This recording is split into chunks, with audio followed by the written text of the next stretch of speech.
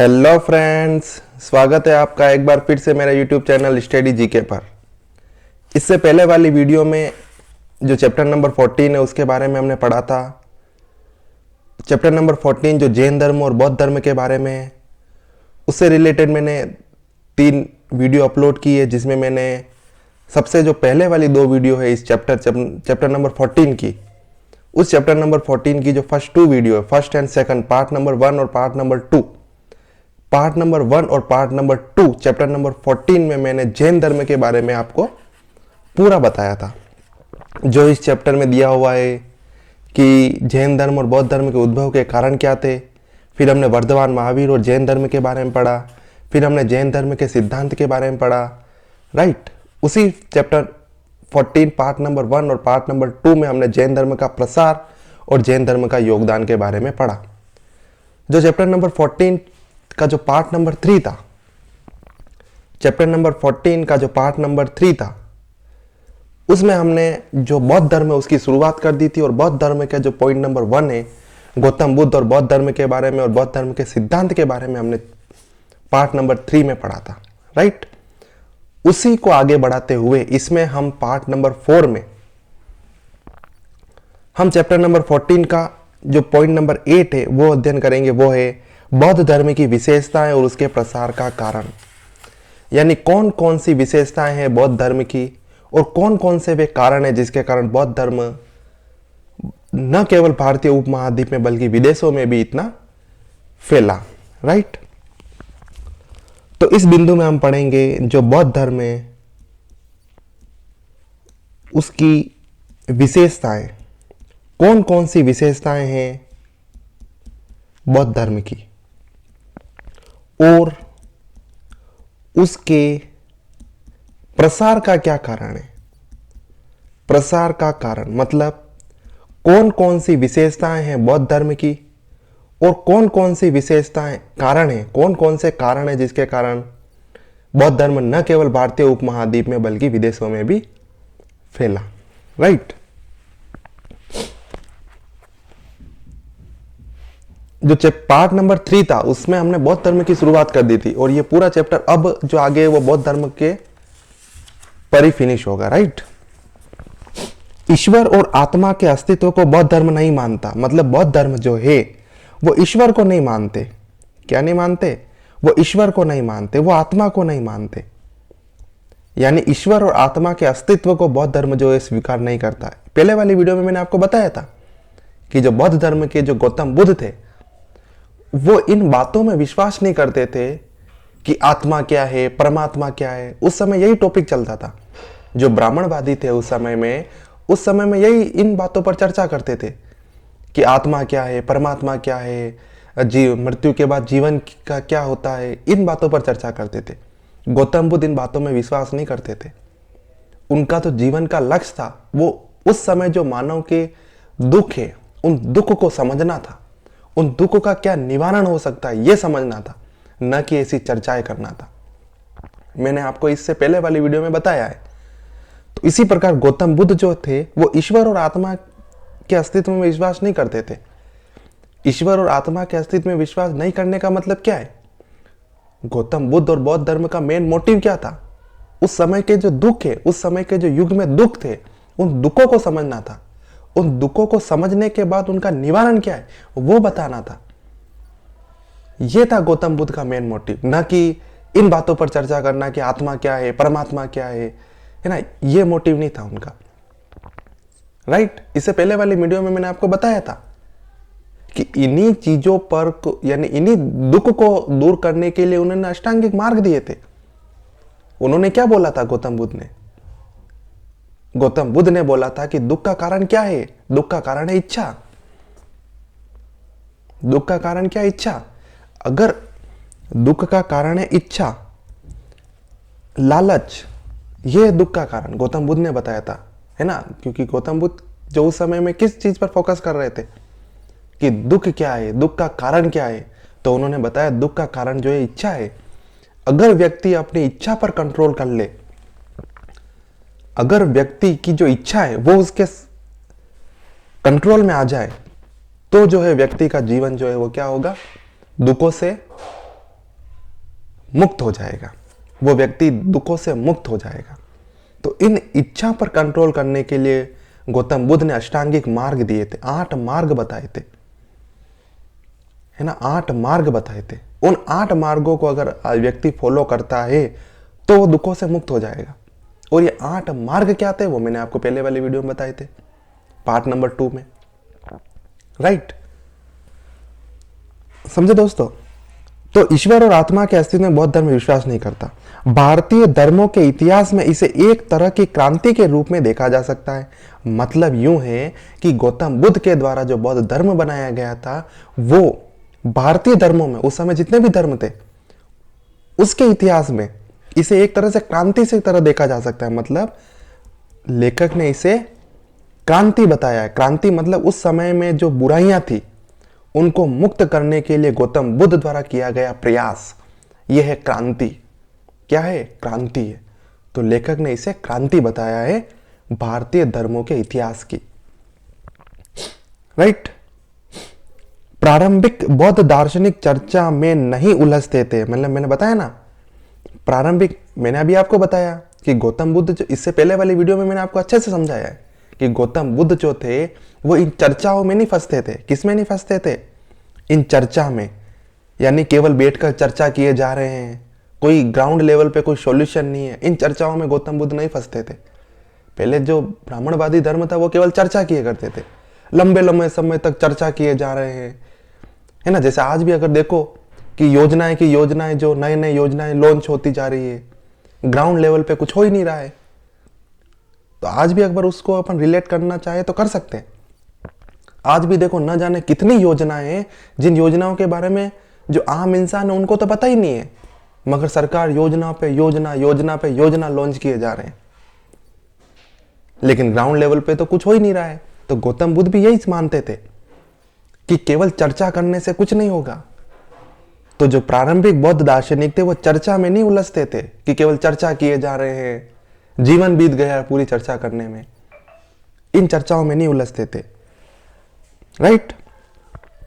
आम लोगों से अपील करते थे। वो क्या करते थे? आम लोगों से जाकर मिलते थे।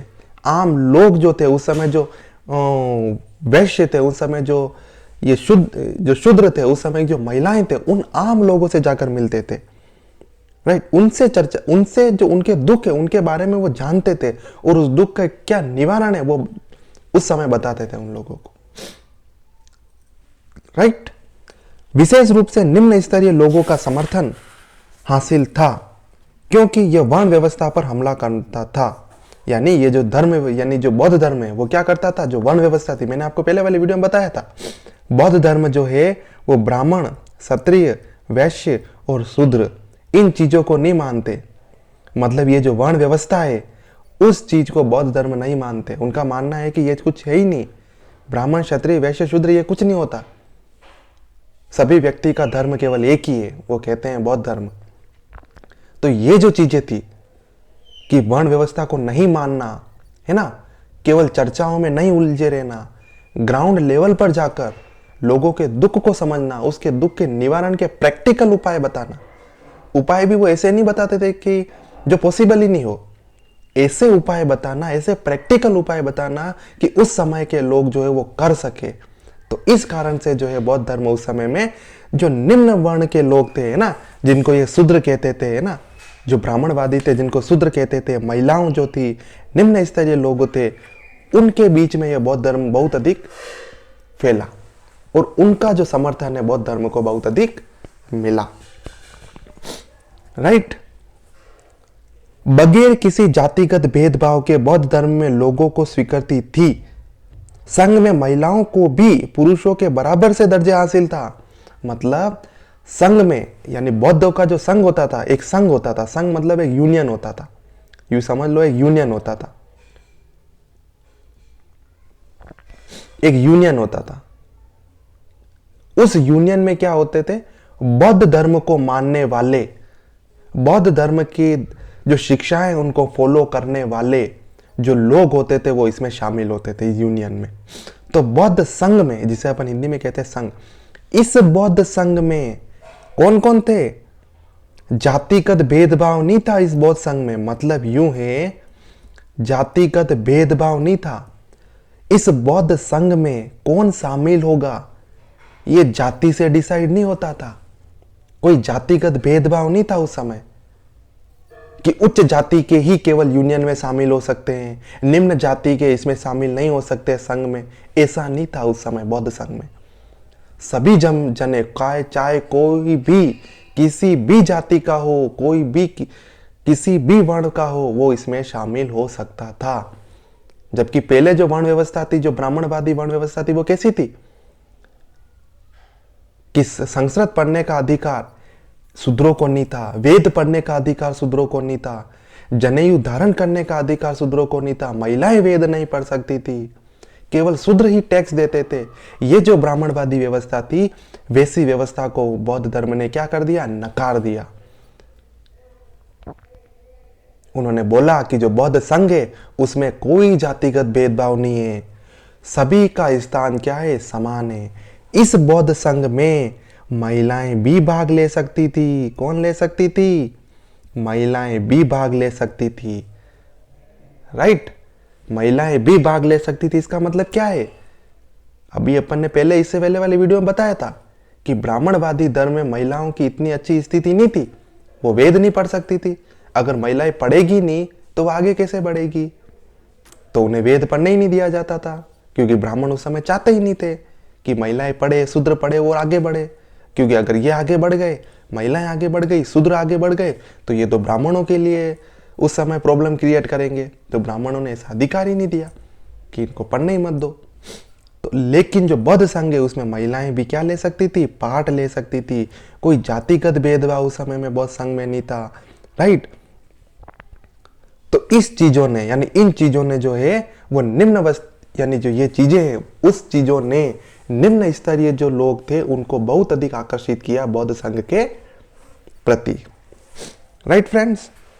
ब्राह्मणवाद की तुलना में बौद्ध धर्म उदार और लोकतांत्रिक था। जो बौद्ध धर्म था वो ब्राह्मणवादी के कंपैरिजन में क्या था, उदार था। उदार मतलब सरल था, और क्या था, लोकतांत्रिक था। क्या था, लोकतांत्रिक, डेमोक्रेटिक था। मतलब जो ब्राह्मणवादी धर्म उस समय में था वो लोकतांत्रिक नहीं था। लोकतांत्रिक का मतलब क्या होता है, डेमोक्रेसी। आपने लोगों को स्थान दिया है, वो होता है डेमोक्रेसी। लेकिन ब्राह्मणवादी धर्म में तो लोगों का स्थान ही नहीं था। उन्होंने शूद्र के जो लोग थे उनको तो उन्होंने साइड में कर दिया, महिलाओं को साइड में कर दिया। जब आपने जो निम्न वर्ग के लोग थे उनको ही साइड में कर दिया, ब्राह्मणवादी जो उस समय धर्म था, तो फिर कौन सी डेमोक्रेसी। तो उस समय में जो डेमोक्रेसी थी, लोकतांत्रिक था, वो इन ब्राह्मणवादी के अंदर नहीं था। वो डेमोक्रेसी जो थी उस समय में किस में थी, बौद्ध संघ में थी, बौद्ध धर्म में थी। और वो बौद्ध धर्म जो था वो क्या था, उदार था। उदार था मतलब वो जातिगत भेदभाव नहीं देखता था, वो ऊंच नीच नहीं देखता था, वो अमीर गरीब नहीं देखता था, वो लिंग के आधार पर भेदभाव नहीं करता था। बौद्ध धर्म तो केवल एक ही बात कहता है कि आपके दुखों को दूर करना हमारा काम है। यानी बौद्ध धर्म का जो है वो लक्ष्य है लोगों के दुखों को दूर करना। उन लोगों में कोई भी हो सकता है, राइट। गैर वैदिक क्षेत्र के लोगों को बौद्ध धर्म ने विशेष रूप से आकर्षित किया।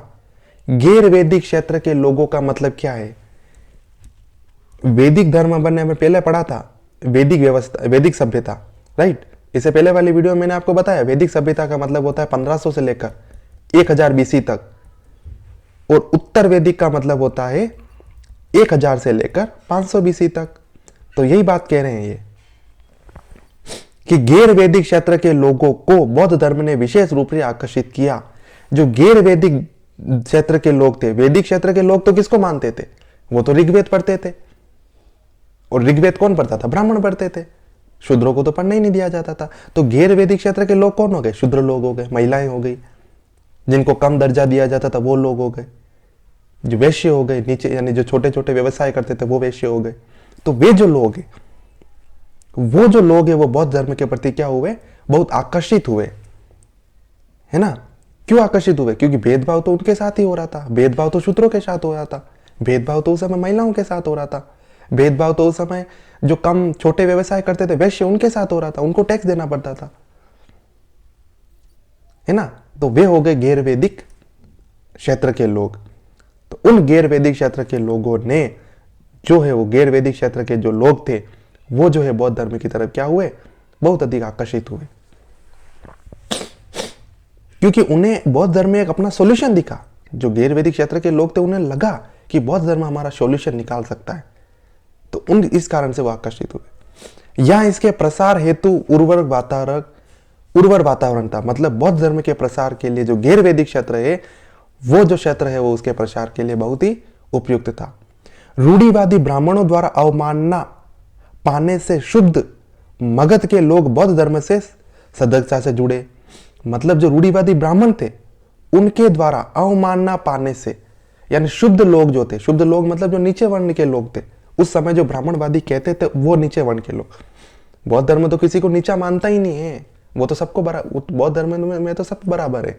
लेकिन जो उस समय ब्राह्मणवादी व्यवस्था में जो नीचे वर्ण के लोग थे, उन लोगों जो थे वो जो है वो रूढ़िवादी ब्राह्मणों की जो अवमानना थी उसके कारण जो वो बौद्ध धर्म की तरफ जो है वो सजगता से जुड़े। जो मगध के लोग थे, मगध एक क्या था, साम्राज्य था, उस मगध के जो लोग थे वो बौद्ध धर्म की तरफ जुड़े। राइट। मगध क्षेत्र आधुनिक उत्तर प्रदेश तक फैले आर्यों की पवित्र भूमि आर्यावर्त की सीमा से बाहर था। मतलब यूं कहना चाहते हैं कि उस समय का जो मगध था, उस समय का जो मगध था वो आर्य जहां पर फैले थे उस क्षेत्र से बाहर था। मतलब यूं है कि आर्य कहां फैले थे, आर्य अगर मैं अपना भारत का जो प्यारा भारत है उसका अगर मैं मैप बनाऊं, ये अपना प्यारा भारत, उस प्यारे भारत के आर्य फैले थे इन्हीं क्षेत्रों में लगभग। जब सिंधु घाटी सभ्यता खत्म हुई उसके बाद ही तो ऋग्वैदिक सभ्यता आई, उसके बाद ही तो उत्तर वैदिक सभ्यता आई, तो वो लगभग इस क्षेत्रों में फैले थे। लेकिन मगध कहां है, मगध है यहां पर। तो ये जो मगध वाला क्षेत्र है, ये क्षेत्र जो है वो गैर आर्यों का क्षेत्र आप समझ सकते हो। किसका, गैर आर्यों का क्षेत्र, क्योंकि आर्य जो थे वो उस समय में यहां पर फैले हुए थे। राइट।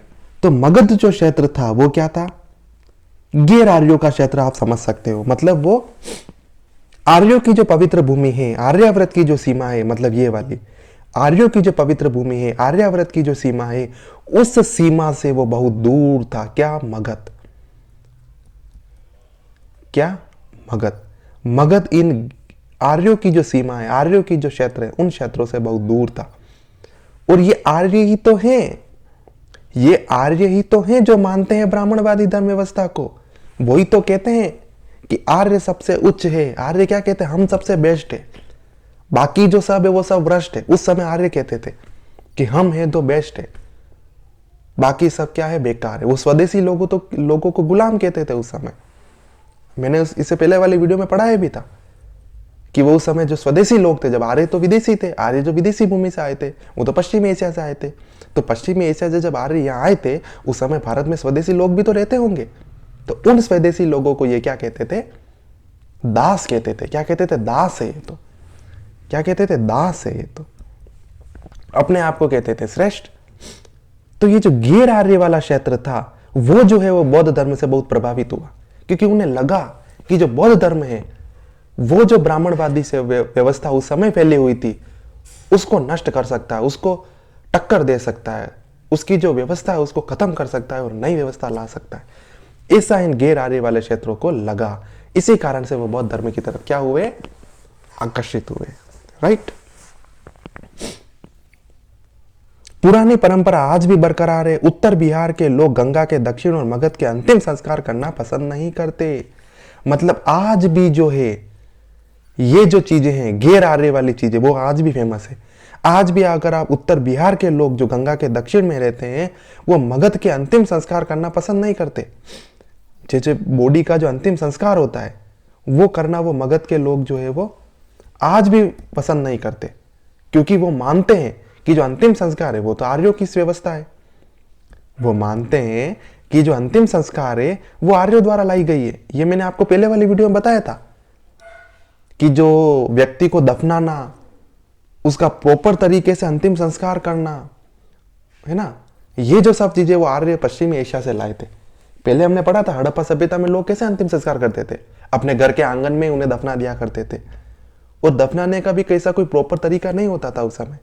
लेकिन जब वैदिक सभ्यता आई, ऋग्वैदिक सभ्यता आई, तो जो दफनाने के लिए जो आंगन हुआ करते थे वो अलग से हुआ करते थे, राइट। तो ये जो चीजें थी वो गैर आर्य नहीं मानते थे और आज भी नहीं मानते, राइट। बौद्ध धर्म के प्रसार में बुद्ध का अस्तित्व और उनकी यह प्रविधि मददगार साबित हुई। मगध बौद्ध मगर ये मतलब ये कहना चाहते हैं कि जो बौद्ध धर्म का प्रसार है उसमें जो बुद्ध का जो व्यक्तित्व था, यानी बुद्ध का जो जीवन था, वो कहना चाहते हैं कि बौद्ध धर्म इतना प्रसार इसलिए हुआ कि बुद्ध का जो जीवन था, महात्मा बुद्ध का जो जीवन था, वो एकदम सरल था, वो एकदम सादा जीवन था। वो ऐसे लोभ वाला जीवन नहीं था। जैसे आप वैदिक धर्म में जाके देखो, ब्राह्मणवादी धर्म में अगर आप देखोगे, वैदिक धर्म यानी ऋग्वैदिक काल में अगर जाओगे, उत्तर वैदिक काल में जाओगे, तब आप देखना, यानी हमने पढ़ा था पहले कि कैसे जो ब्राह्मण है वो एकदम अलग ही जीवन जिया करते थे। ब्राह्मण का जीवन, क्षत्रिय का जीवन, जो शूद्रों के जीवन, महिलाओं के जीवन और वैश्यों के जीवन से बिल्कुल ही अलग था उस समय में। आज तो ऐसी कुछ चीजें देखने को मिलती नहीं। आज तो पता ही नहीं चलता है कि कौन ब्राह्मण है, कौन क्षत्रिय, कौन वैश्य और कौन शूद्र है। सब जने एक साथ रहते हैं और ये अच्छी चीज है। यही तो बौद्ध धर्म चाहता था कि सभी जने मिलकर रहें, कोई धर्म नहीं हो, कोई जाति नहीं हो, कोई भेदभाव नहीं हो, कोई लिंग के आधार पर भेदभाव नहीं है, सब केवल एक ही हो, राइट। तो उस समय में जो बौद्ध का जो व्यक्ति, गौतम बुद्ध के आप अगर देखोगे फोटो, एकदम सादा जीवन, केवल एक जो वस्त्र होता है वही धारण करते थे। गौतम बुद्ध ने तो खुद बोला है अपने अनुयायियों से, केवल आप उतना ही मांगे, अपने जहां भी आप जो अन्न लेते हैं, अन्न स्वीकार करते हैं, आप लोगों से अन्न स्वीकार उतना ही करें जितना आपको आवश्यकता है, केवल उतना ही अन्न स्वीकार करें, एकदम सादा जीवन जिए, केवल उतना ही वस्त्र धारण करें लोगों से, यानी लोगों से उतने ही वस्त्र स्वीकार करें जितने आपके अंग को जरूरत हो, उससे ज्यादा बिल्कुल स्वीकार नहीं करें। धन ना रखे, अपने साथ संपत्ति को इकट्ठा करके ना रखे, यह बौद्ध धर्म कहता है। ये जो बुद्ध धर्म का व्यक्तित्व है, यानी महात्मा बुद्ध का जो व्यक्तित्व है, बौद्ध धर्म के जो विचार है ना, इस बौद्ध धर्म के व्यक्तित्व ने, महात्मा बुद्ध के व्यक्तित्व ने और बौद्ध धर्म के विचारों ने बौद्ध धर्म के प्रसार में एक बहुत ही महत्वपूर्ण योगदान निभाया। इसी कारण से, इसी बौद्ध धर्म, गौतम बुद्ध के व्यक्तित्व के कारण, इसी बौद्ध धर्म के विचारों के कारण ये जो बौद्ध धर्म है वो इतने क्षेत्रों में फैला, न केवल भारतीय उपमहाद्वीप में बल्कि विदेशों में भी फैला। चीन में आज, मंगोलिया में आज, दक्षिणी पूर्वी एशिया में अगर आप देखोगे, आप बड़े बड़े देशों में चले जाओ, वहां बौद्ध धर्म माना जाता है। वहां पर इन देशों में आपको बौद्ध धर्म के बड़े बड़े मंदिर मिलेंगे। तो ये सब क्यों है, इतना फैला क्यों है? केवल और केवल महात्मा बुद्ध के सिंपल व्यक्तित्व के कारण, केवल और केवल महात्मा बुद्ध के सिंपल व्यक्तित्व के कारण और बौद्ध धर्म के शिक्षाओं के कारण। उन्होंने बुराई को भलाई से और नफरत को प्यार से जीतने को कहा, बदनामी और गालियों से उत्तेजित होने से मना किया। मतलब गौतम बुद्ध का इतना सिंपल जो विचार थे, इतने सिंपल उनका व्यक्तित्व था, उन्होंने कहा कि बुराइयों को भलाई से जीतने को, यानी जो बुराई होती है उसे बुराई से मत जीतो। यानी अगर कोई नेगेटिव आपके साथ आता है, यानी आपके सामने कोई आता है, तो आप भी नेगेटिव मत बनो, आप पॉजिटिव बनो, यू कहना चाहते हैं। यानी बुराइयों को भलाई से जीतने को और नफरत को प्यार से जीतने को। अगर कोई आपके साथ नफरत से व्यवहार करता है तो आप भी उसके साथ नफरत का व्यवहार मत करो, आप उनके साथ अच्छा व्यवहार करो, प्यार का व्यवहार करो। तो ये गौतम बुद्ध ने कहा है कि नफरत को प्यार से जीतो, बुराई को भलाई से जीतो, और बदनामी और गालियों को, अगर कोई आपको बदनाम करता है, अगर आपके साथ आपको कोई गालियां देता है, तो आप उससे उत्तेजित मत हो। उत्तेजित मतलब आप इतना आक्रोश में मत आओ। जैसे आप आज अगर देखोगे, अगर कोई आपको, जैसे आप आगे पढ़ेंगे आधुनिक भारत में, जब स्वामी विवेकानंद जी के बारे में हम पढ़ेंगे। स्वामी विवेकानंद जी की एक कहानी फेमस है। जब वो ट्रेन में यात्रा कर रहे थे तो किसी अंग्रेज द्वारा उन्हें बहुत ही बुरी बुरी गालियां दी गई थी, राइट। उन्हें समझ में भी आया था, लेकिन वो इतने उत्तेजित नहीं हुए थे, उन्होंने अपना मन शांत रखा था, राइट। तो ये अपन आगे पढ़ेंगे। तो वही गौतम बुद्ध जी कहते हैं, गौतम बुद्ध जी कहते हैं कि जो बदनामी और गालियां जो आपको दी जाती है समाज में, कोई आपको, कोई नेगेटिव पर्सन होगा जो आपको गाली देता होगा, कोई बदनाम करता होगा आपको, तो वो गौतम बुद्ध कहते हैं कि आप उससे उत्तेजित मत हो। उत्तेजित मतलब किसी ने आपको गाली दी है तो आप उत्तेजित होकर उसे भी फिर से गाली मत दो। कोई किसी ने आपको बदनाम किया है तो उत्तेजित होकर फिर से उसको बदनाम मत करो। गौतम बुद्ध कहते हैं कि नेगेटिव को पॉजिटिव से पॉजिटिव रिएक्ट करो, किसी चीज के नेगेटिव रिएक्शन को पॉजिटिव रिएक्शन दो। बदनामी या नफरत को प्यार से जीतो, बुराई को भलाई से जीतो, बदनामी और गालियों से उत्तेजित मत हो। यह गौतम बुद्ध की शिक्षाएं जो है वो कहती है, और इन्हीं शिक्षाओं ने लोगों को उन्होंने आकर्षित किया।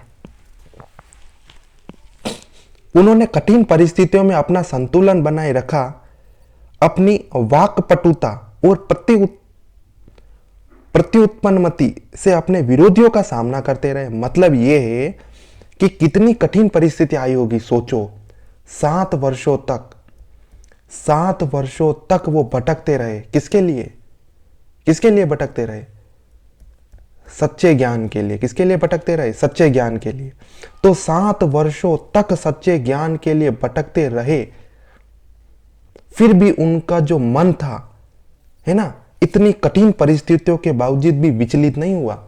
सोचो 7 वर्षों तक एक क्षत्रिय कुल में पैदा होने वाले राजकुमार जो एक सन्यासी जीवन की तरह जी रहे हैं, तो कितनी कठिन परिस्थितियां रही होगी।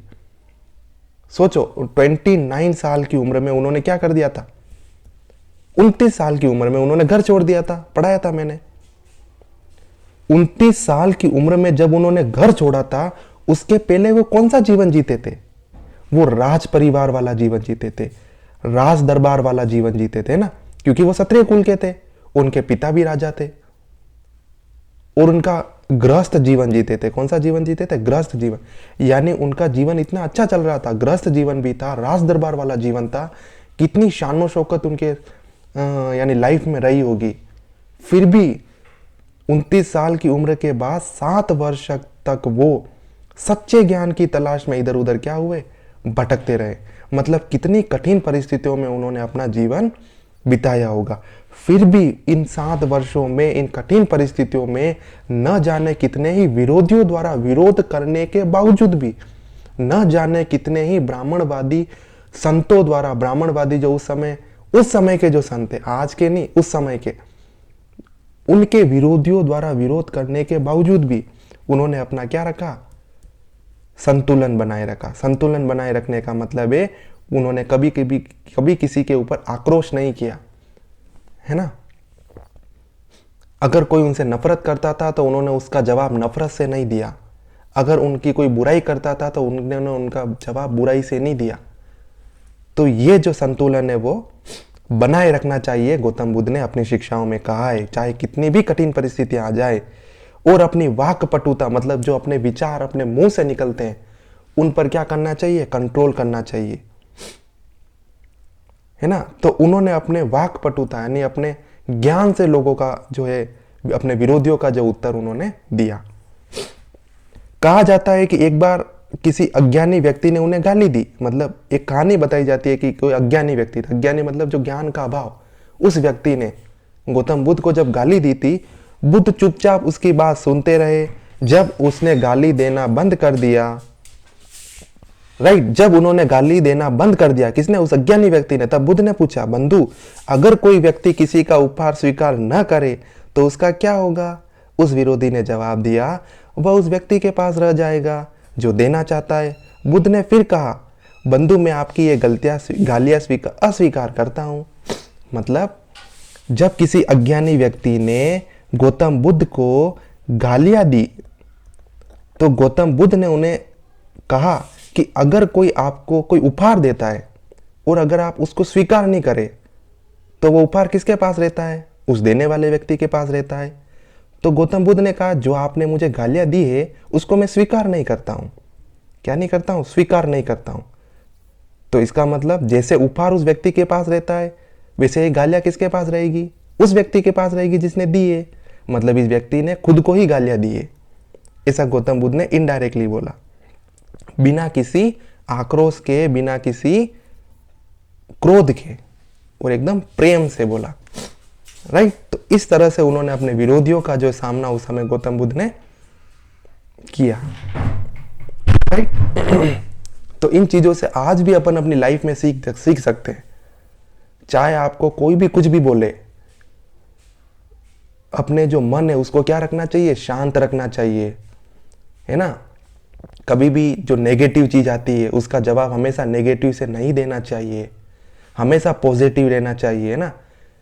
इसीलिए ये बौद्ध धर्म और जैन धर्म से क्वेश्चन शायद यूपीएससी में इसीलिए पूछे जाते होंगे, ताकि वो चाहते हैं कि लोग जो है पढ़े जैन धर्म और बौद्ध धर्म को ज़्यादा से ज़्यादा, उसे समझें, क्योंकि ये चीज़ जो है वो लाइफ में ज़्यादा इंपॉर्टेंट है। इसीलिए शायद हो सकता है कि बहुत सारे एग्जामों में इन टॉपिक से ज़्यादा क्वेश्चन पूछे जाते हैं ना दोस्तों। तो हमेशा क्या रहना चाहिए, पॉजिटिव रहना चाहिए। कभी भी किसी आक्रोश का जवाब आक्रोश से नहीं देना चाहिए, बुराई का जवाब बुराई से नहीं देना चाहिए, है ना।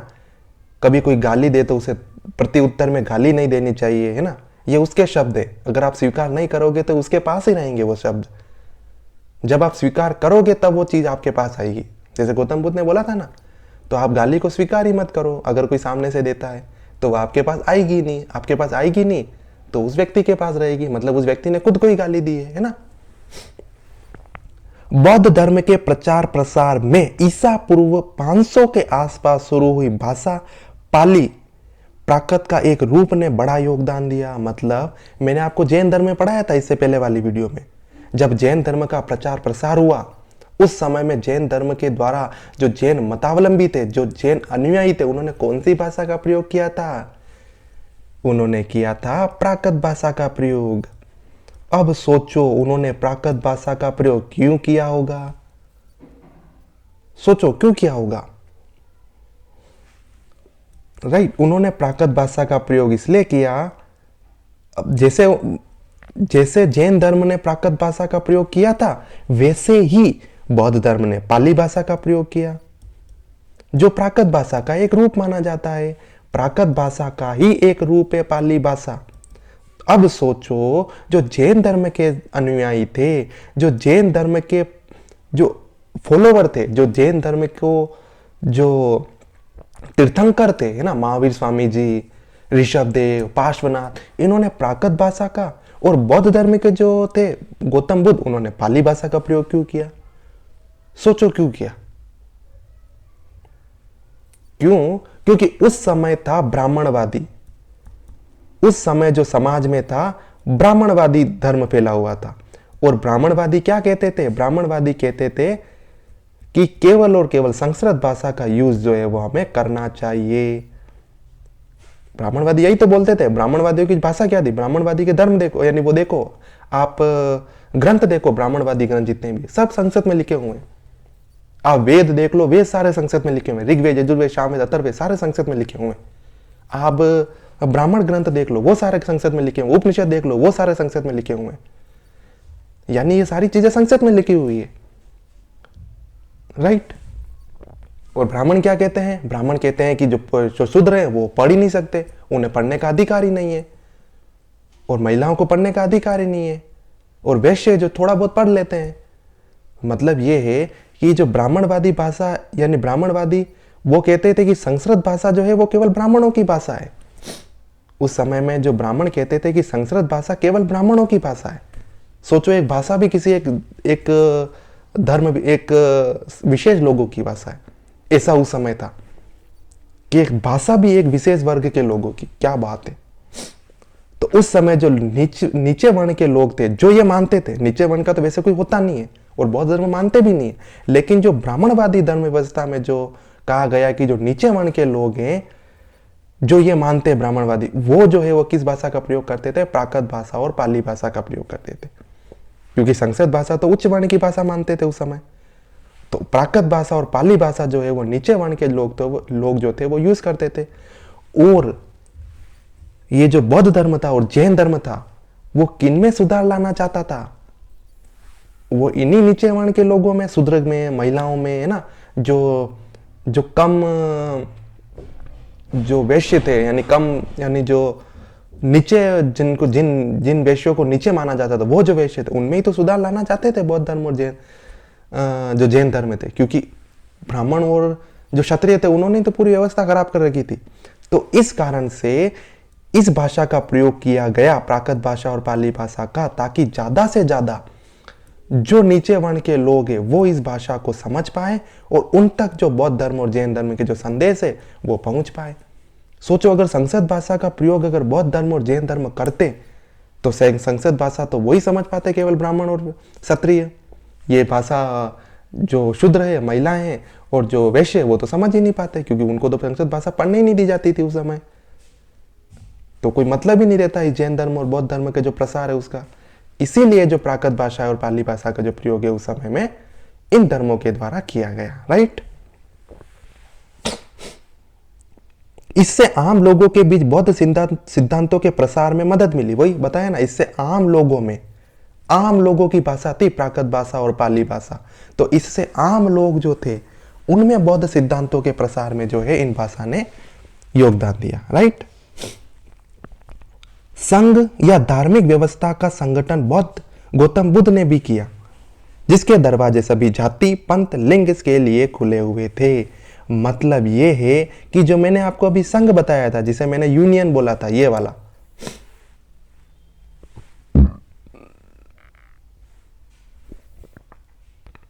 जो मैंने आपको अभी संघ बताया था, ये इस संघ में जिसमें महिलाएं भी शामिल हो सकती थी, जिसमें कोई जातिगत भेदभाव नहीं था, जो लोकतांत्रिक व्यवस्था को बताया था, ये वाला जो संघ था, है ना, ये जो संघ और यूनियन था, इस संघ और यूनियन की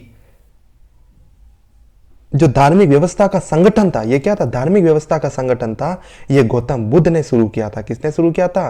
बौद्ध धर्म के संस्थापक गौतम बुद्ध द्वारा शुरू किया गया था ये संघ और इसकी व्यवस्था, जिसके दरवाजे, मतलब संघ के दरवाजे जो है वो सभी के लिए खुले हुए थे, चाहे वो किसी भी जाति का हो, चाहे वो किसी भी जाति का हो, वो इस संघ में भाग ले सकता था, चाहे वो किसी भी पंथ का हो, वो इस संघ में भाग ले सकता था, चाहे वो किसी भी लिंग का हो, चाहे वो पुरुष हो या स्त्री हो, वो भी इस संघ में भाग ले सकता था, है ना। तो ये जो सारे दरवाजे हैं संघ के, वो सारी जाति, सारे पंथ, सारे लिंग के लिए खुले हुए थे। और यही चीजें हैं जिन्होंने जो निम्न वर्ग के लोग हैं उनको ज्यादा से ज्यादा प्रभावित किया बौद्ध धर्म और जैन धर्म ने, राइट। क्योंकि जो ब्राह्मणवादी व्यवस्था थी उसमें जाति के आधार पर भेद किया जाता था, पंथ के आधार पर भेद किया जाता था, लिंग के आधार पर भेद किया जाता था, और ये सारे भेदभाव खत्म हो गए थे इन बौद्ध धर्म और जैन धर्म की व्यवस्था में, राइट। हालांकि दास, सैनिक और कर्जदार इसमें भर्ती नहीं हो सकते थे। मतलब कुछ इसमें दास जो होते थे वो इसमें भर्ती नहीं हो सकते थे, सैनिक इसमें भर्ती नहीं हो सकते थे, और कर्जदार इसमें भर्ती नहीं हो सकते थे। इसका भी कारण है वाह, जो दास जो है इसमें शामिल नहीं हो सकते थे, सैनिक इसमें शामिल नहीं हो सकते थे, और कर्जदार इसमें शामिल नहीं हो सकते थे। इसको आप नेगेटिव रूप में मत लेना कि बौद्ध धर्म जो है दासों को शामिल नहीं करता, सैनिकों को शामिल नहीं करता, कर्जदार को शामिल नहीं करता। इसको नेगेटिव रूप में मत लेना। बौद्ध धर्म ने इसको पॉजिटिव रूप में बोला है कि क्यों दास, क्यों सैनिक, क्यों कर्जदार जो है वो इस संघ में शामिल नहीं हो सकते। इसका कारण बताया है बौद्ध धर्म ने, और वो भी जो वैलिड रीजन होता है वो बताया है ना, वैलिड रीजन बताया कि क्यों इन तीनों जो है वो बौद्ध संघ में शामिल नहीं हो सकते। कोई नेगेटिव रूप में मत लेना कि उन्होंने इनको शामिल नहीं होने दिया। अब क्या कारण बताया वो भी है। भिक्षुओं को संघ के नियमों और कानूनों का पालन ईमानदारी से करना जरूरी था। अब देखो, बौद्ध संघ में जो शामिल होता था, जो बौद्ध संघ होते थे, ये कारण मैं बताता हूं इसको क्या कारण थे कि देखो अभी बता देता हूं, आगे आएगा वैसे इसमें। कर्जदार ने किसी से कर्ज लिया है, कर्जदार ने किसी से कर्ज लिया है ना। सोचो अगर बौद्ध धर्म में, बौद्ध संघ में अगर शामिल हो जाएगा तो बौद्ध संघ के नियम क्या हैं? आपको सादा जीवन जीना है, आपको केवल उतना ही प्राप्त करना है या उतना ही उत्पादन करना है जितना आपकी जरूरत पूरी हो जाए, है ना। अगर उसने किसी से कर्ज लिया है और अगर वो बौद्ध संघ में शामिल होने के बाद सादा जीवन जीने लगता है, तो फिर जिससे उसने कर्ज लिया है उसका कर्ज कैसे चुकाएगा? तो बौद्ध धर्म ये मानता है कि अगर किसी से जिसने कर्ज लिया है और उसका कर्ज वो नहीं चुकाएगा तो इसका मतलब वो भी तो गलत है, वो भी तो गलत काम है है ना, उसने भी तो किसी न किसी विश्वास से इसको कर्ज दिया होगा। अगर वो लास्ट में अंतिम समय में अगर वो संघ में शामिल हो जाता है और उसका कर्ज नहीं चुकाता, ये तो गलत है। इसीलिए बौद्ध संघ में, बौद्ध धर्म में बोला गया है कि जो कर्जदार है वो बौद्ध संघ में शामिल नहीं हो सकता है। लेकिन बौद्ध धर्म ने एक बात बोली है कि कर्जदार बौद्ध संघ में शामिल हो सकता है अगर जिससे उसने कर्ज लिया है वो अगर अनुमति दे दे। मतलब जो कर्ज देने वाला है वो अगर अनुमति दे दे कर्जदार को कि आप बौद्ध संघ में शामिल हो जाओ, तो आपने भले कर्ज लिया हुआ हो, आप बौद्ध संघ में शामिल हो सकते हो, क्योंकि फिर आप अपने कर्तव्य से नहीं विचलित होगे। मतलब बौद्ध संघ ने इनको क्यों मना किया है कि इसका एक वैलिड रीजन है कि आपने किसी से कर्ज लिया है, तो आपका ये फर्ज है कि आपको पहले कर्ज चुकाना है, राइट, क्योंकि आपकी ये जिम्मेदारी है ना। अब बौद्ध संघ में सैनिकों को भर्ती होने के लिए क्यों मना किया है? क्योंकि सैनिक का धर्म क्या होता है? सैनिक का धर्म होता है देश की रक्षा करना, है ना। अगर सोचो उस समय सारे सैनिक बौद्ध संघ में शामिल हो जाएंगे तो उस समय देश की रक्षा कौन करेगा? उस समय राज्य की रक्षा कौन करेगा? तो ये भी तो गलत बात है। सोचो अगर आज के सैनिक जो भी अपने जो बीएसएफ के सैनिक है, आर्मी, नेवी, एयरफोर्स जो भी है, अगर सारे, है ना, सन्यासी जीवन जीने लग जाए, सोचो एक बार के लिए अगर ऐसा हो जाए तो अपने देश की रक्षा कौन करेगा, है ना। तो उसी लिए उस समय में गौतम बुद्ध ने बोला था कि सैनिक जो है वो संघ में शामिल नहीं हो सकते। अगर आपको संघ में शामिल होना है तो आपको परमिशन लेनी पड़ेगी। किनकी? जो आपका उच्च अधिकारी होता है उससे आप परमिशन लेके, अगर वो हाँ कहता है तो आप संघ में शामिल हो सकते हो, कोई दिक्कत की बात नहीं। मतलब इसका वैलिड रीजन दिया है उन्होंने कि क्यों शामिल नहीं हो सकते, क्योंकि आपका कर्म जो है वो डिफरेंट है। आपका सैनिक का कर्म क्या है? सैनिक का कर्म है देश की रक्षा करना, और वो ज्यादा महत्वपूर्ण है। इसीलिए उन्होंने ऐसा बोला सैनिक के लिए। और दास शामिल क्यों नहीं हो सकते? दास क्यों नहीं शामिल हो सकते? क्योंकि उस समय बौद्ध धर्म जो मानता था कि दास जो होता है, ऐसा मानता तो नहीं था मगर यू बौद्ध धर्म ये कहते थे कि जो दास जो होता है वो सेवक है ना, जो जिसकी सेवा वो करता है, जो उनका मालिक होता है। दास का जो मालिक होता था उस समय, उस मालिक की इजाजत के बगैर ये जो दास है वो इस बौद्ध संघ में शामिल नहीं हो सकते, क्योंकि इनका भी कोई कर्तव्य है। इसलिए दास का भी कोई कर्तव्य है उस समय। आप कर्तव्य से हटकर आप इस संघ में शामिल नहीं हो सकते। आपका कोई कर्तव्य है वो निभाना पड़ेगा आपको। जैसे जैसे हमने पढ़ा ना, बौद्ध धर्म में पहले क्या जीते, यानी जो बौद्ध धर्म के संस्थापक थे गौतम बुद्ध, वो पहले कौन सा जीवन जीते थे? गृहस्थ जीवन जीते थे, गृहस्थ जीवन जीते थे। तो उन्होंने यूं थोड़ी ना है कि पूरा का पूरा गृहस्थ जीवन जो है, यानी सभी को, यानी जो उनके पीछे जो गृहस्थी थी उसको बिना किसी भरोसे, यानी बिना किसी सपोर्ट के छोड़ दिया हो, ऐसा तो नहीं है। वो भी तो उनका कर्तव्य था। तो उन्होंने पूरा गृहस्थ जीवन सही से निभाकर फिर उन्होंने जो है सन्यासी जीवन धारण किया था। तो ये सैनिक का, कर्जदार का, दास का कर्तव्य है। आप इस कर्तव्य से मुक्त होकर भले आप इस संघ में शामिल हो सकते हो, राइट। भिक्षुओं को संघ के नियम, अब देखो ये क्या होता था, संघ जो होता था, इस संघ के कुछ होते थे नियम। क्या होते थे? नियम। यानी इस संघ में जो भी शामिल होता था उसको इस संघ के नियम का पालन करना पड़ता था। जैसे आज होते कि नहीं होते, अगर आप किसी इंस्टीट्यूट में जाते हो तो उस इंस्टीट्यूट के कुछ रूल्स होते हैं, आपको उन रूल्स को फॉलो करना पड़ता है। जैसे अगर आप कोई आर्मी ज्वाइन करते हो, आप एयरफोर्स ज्वाइन करते हो, आप नेवी ज्वाइन करते हो, तो इन तीनों ही ब्रांच के कुछ रूल्स हैं, आपको वो रूल्स स्ट्रिक्टली फॉलो करने ही हैं। जैसे आर्मी का रूल है, आपको टाइम डिसिप्लिन फॉलो करना है तो करना ही है। उसी प्रकार जो संघ है, जो यूनियन है बौद्ध धर्म का, जो बौद्ध संघ का, उसके कुछ अपने नियम होते थे। और उस बौद्ध संघ को शामिल करने वाले हर व्यक्ति को, चाहे वो स्त्री हो या पुरुष, चाहे वो किसी भी जाति का हो, चाहे वो किसी भी पंथ का हो, उनको सारे के सारे ये जो नियम है वो पालन करने ही पड़ते थे, राइट। तो भिक्षुओं को, भिक्षु मतलब जो बौद्ध संघ को शामिल यानी उसमें शामिल होते थे और भिक्षा मांगते थे, है ना, जो लोगों से भिक्षा मांगते थे, है ना, उनको ये जो बौद्ध संघ के नियम है, ये जो उन बौद्ध संघ के जो कानून है, उनको जो है ईमानदारी से पालन करना उनका जरूरी था। जैसे आज नहीं है, आज संविधान है, आज हर व्यक्ति को संविधान को फॉलो करना ही है। हर इंडियन को, कोई भी भारतीय हो, उसे संविधान को फॉलो करना ही है। संविधान में जो मूल अधिकार है, जो मूल कर्तव्य है, जो नीति निर्देशक तत्व हैं, उनको फॉलो करना ही करना है। तो जैसे ये थे, जैसे इनको करना ही करना है, वैसे उस समय भी संघ में कुछ नियम और कानून है, उनको भिक्षुओं को फॉलो करना ही करना है, वो भी ईमानदारी से, ईमानदारी से फॉलो करना है, राइट।